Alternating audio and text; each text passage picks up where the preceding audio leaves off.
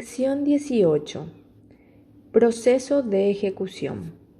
En esta lección vamos a estudiar qué es el juicio ejecutivo, en qué consiste este tipo de juicio. Y para ello tenemos que hablar del concepto. Juicio ejecutivo, concepto, es el que se promueve fundado en un título que trae aparejada ejecución con el objeto de satisfacer el interés de un acreedor de suma de dinero líquida y exigible. ¿Qué significa esto? Que el juicio ejecutivo tiene varios caracteres y ellos son: es un proceso especial. ¿Por qué? Porque es de carácter sumario, las defensas son limitadas y la sentencia que se dicta solo hace cosa juzgada formal. En el juicio ejecutivo, tal como se encuentra legislado en el Código Procesal Civil, no constituye una ejecución pura, en razón de que tiene una etapa de conocimiento en el cual el deudor puede atacar la ineficacia del título mediante la oposición de las excepciones que están admitidas en la ley. El título que trae aparejada ejecución significa que este proceso tiene por finalidad que el acreedor satisfaga su crédito, incluso contra la voluntad del deudor y a costa de sus bienes. El proceso de ejecución es la actividad desarrollada por el órgano jurisdiccional a instancia y a petición del acreedor para que se cumpla la obligación que tiene el deudor con él. El juicio ejecutivo tiene una estructura a seguir y básicamente son 3 las etapas del juicio ejecutivo. La primera es la preparación de la ejecución, la intimación de pago y el embargo en su caso. Esta etapa comienza con la preparación de la vía ejecutiva, que significa cuando se ejecuta un título que necesita ser completado. Más adelante veremos cuáles son. El juez comprueba previamente el cumplimiento de los extremos necesarios para disponer la intimación de pago y, en su caso, el embargo de sus bienes. El deudor podrá, en este periodo, cuestionar la cantidad o el monto de lo embargado. La segunda etapa es la citación al deudor para oponer excepciones, la oposición de las mismas, la prueba y la sentencia. En esta etapa comienza el juicio ejecutivo propiamente, en razón de que el ejecutado interviene directamente en él a partir de la citación para oponer excepciones. La tercera etapa es el cumplimiento de la sentencia. En esta última etapa se procede al cumplimiento de lo que resolvió el juez, siguiéndose el procedimiento que corresponde de acuerdo con la naturaleza de los bienes embargados, si son muebles o inmuebles, a fin de que el acreedor se haga cobro del dinero con la subasta de los mismos. El artículo 439 del Código Procesal Civil establece: procedencia. Podrá procederse ejecutivamente siempre que en virtud de un título que traiga aparejada ejecución se demande por obligación exigible de dar cantidad líquida de dinero. ¿Cuál es el concepto del título ejecutivo? El título ejecutivo es lo que vamos a ejecutar en un juicio ejecutivo para cobrar una suma de dinero. El título ejecutivo en general consiste en la calidad o carácter que la ley le atribuye a determinados documentos en los que consta una obligación que permite al acreedor ejercer su derecho por vía ejecutiva. Existen requisitos especiales y ellos son: obligación exigible supone a su vez la concurrencia de dos requisitos. ¿Cuáles son? En primer término, que el plazo esté vencido. En segundo lugar, que la obligación no esté sujeta a condición. Y el segundo requisito es la cantidad líquida de dinero. ¿Qué quiere decir? Que la obligación debe ser de dar una suma de dinero. Hablamos de los requisitos especiales, ahora de los requisitos generales, y ellos son: capacidad de las partes. Para promover la acción ejecutiva deben concurrir aquellos sujetos que tengan capacidad. El juez debe ser el competente. Y por supuesto, las formalidades prescriptas para la demanda, que son las establecidas en el artículo 215, forma parte también de los requisitos generales. Aquí les voy a mencionar una observación. Dice: no es necesario relatar los hechos, en razón de que rige la prohibición de discutir la causa de la obligación. En el juicio ejecutivo no se relatan los hechos. ¿Por qué? Porque el artículo 465 del Código Procesal Civil establece que no se discute la causa de la obligación. Es suficiente la referencia al título ejecutivo, debiendo acompañarse dicho título que vamos a ejecutar, el cual debe bastarse a sí mismo y estar integrado. Continuando con la lección 18, hablamos de la preparación de la acción ejecutiva. Debemos entender que constituye un presupuesto del juicio ejecutivo la existencia de un título ejecutivo que reúna los requisitos que por la ley son necesarios para tener fuerza ejecutiva. Frente a los títulos que denominamos completos, existen otros que requieren ser completados mediante el cumplimiento de formalidades previas, sin las cuales no adquieren el carácter de títulos ejecutivos. Y a este tipo de documentos se refiere la norma precisamente cuando hablamos de preparar la acción ejecutiva.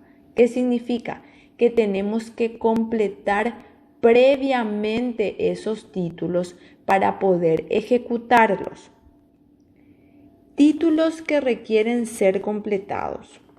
El artículo 443 del Código Procesal Civil establece cuáles son los casos y dice: podrá prepararse la acción ejecutiva pidiendo previamente que sean reconocidos los documentos que por sí solos no traen aparejada ejecución. El inciso A se refiere a los documentos privados. Por ejemplo, al reconocimiento de la firma que se le atribuye al deudor. Cuando el deudor reconoce la firma de un documento privado, de acuerdo a las disposiciones del código, ese reconocimiento completa el título. También podemos referirnos a la obligación que se le atribuye al deudor, lo cual se produce cuando se le cita directamente al deudor para que reconozca la obligación, aunque él no haya sido el que suscribió el documento. Por ejemplo, se procede a citar a los principales de una sociedad para que reconozcan la obligación suscripta por un apoderado de la firma. Ese podría ser un ejemplo. El inciso B del artículo 443 dice que en caso de cobro de alquileres o arrendamientos, el demandado manifieste previamente si es locatario o arrendatario y en caso afirmativo exhiba el último recibo. Si el requerido negare ser inquilino y su condición de tal no pudiere justificarse en forma indubitada, no procederá a la vía ejecutiva. Pero si en el proceso de conocimiento ordinario se probare el carácter de tal, en la sentencia se le impondrá una multa a favor de la otra parte no inferior al 30% del monto de la deuda. ¿Qué nos quiere decir el inciso B? Se refiere al cobro de alquileres o arrendamientos. Se trata de los créditos que provienen de ellos. Y para preparar la vía ejecutiva necesitamos previamente, o sea, para completar el título, previamente debemos generar o demostrar la existencia del contrato. Si el contrato de alquiler o arrendamiento, por ejemplo, consta en un instrumento público, la correspondiente certificación notarial bastará que se lo acompañe. Pero puede ser que ese contrato de alquiler sea un instrumento privado en donde no tenga una certificación notarial. Si consta en un instrumento privado el contrato de alquiler sin certificación notarial, se debe proceder a solicitar su reconocimiento en la forma prevista en el artículo. La citación se hará con el doble propósito de que manifieste su carácter de locatario o arrendatario y exhiba el último recibo. También es necesario acreditar el monto adeudado. Por eso se pide que el locatario o arrendatario exhiba el último recibo, con lo que se tendrá el importe del alquiler y la fecha del último pago. Dice el inciso C que el juez señale el plazo dentro del cual debe hacerse el pago si el acto constitutivo de la obligación no lo designare. El juez dará traslado y resolverá sin más trámites, atendiendo a las circunstancias del caso. ¿Qué nos quiere decir el inciso C? Se refiere a aquellos contratos que no tienen obligación en cierto plazo. Por ejemplo, una de las condiciones inexcusables para que se pueda proceder ejecutivamente es que la obligación se haya vencida. Si tenemos, por ejemplo, un contrato en donde no se reúne ese requisito del plazo del cumplimiento, entonces el juez debe otorgarle plazo de cumplimiento a esa obligación. A eso se refiere este inciso.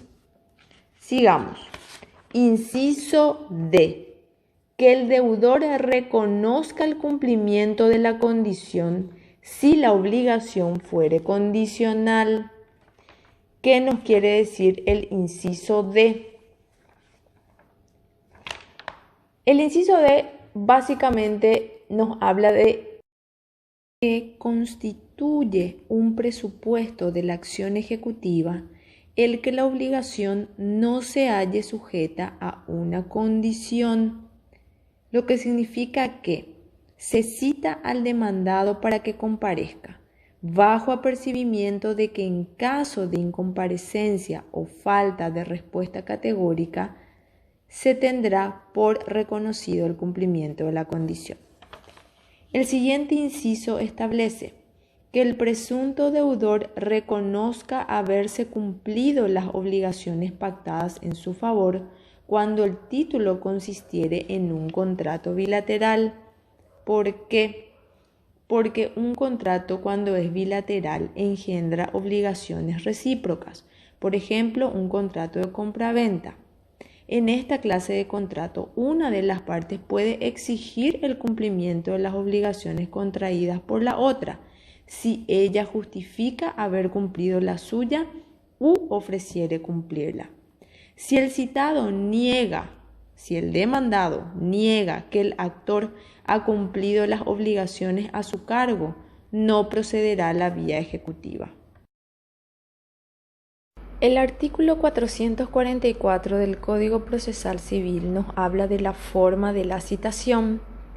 El deudor será citado para el acto del reconocimiento del documento o para la confesión de los hechos preparatorios de la vía ejecutiva bajo apercibimiento de tenerlo por confeso.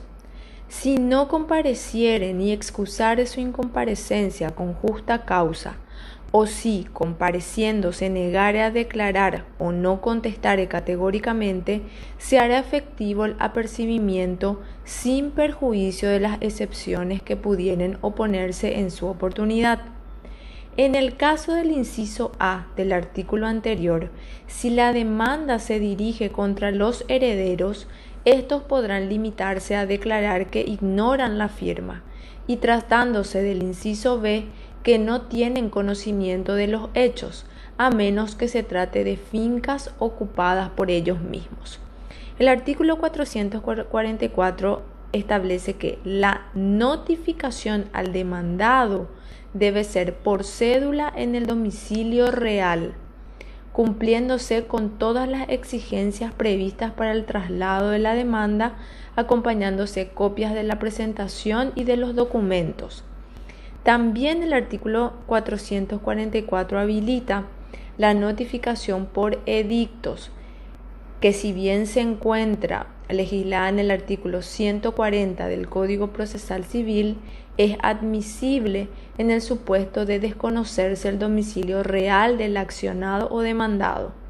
También nos hablan de la notificación por oficio o exhorto.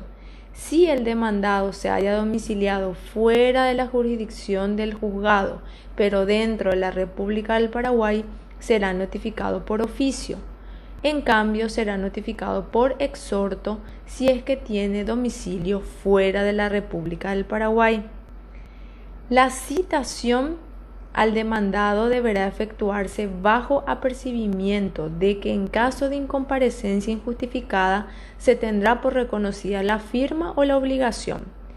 La comparecencia es un acto personal del demandado, debiendo concurrir personalmente al juzgado.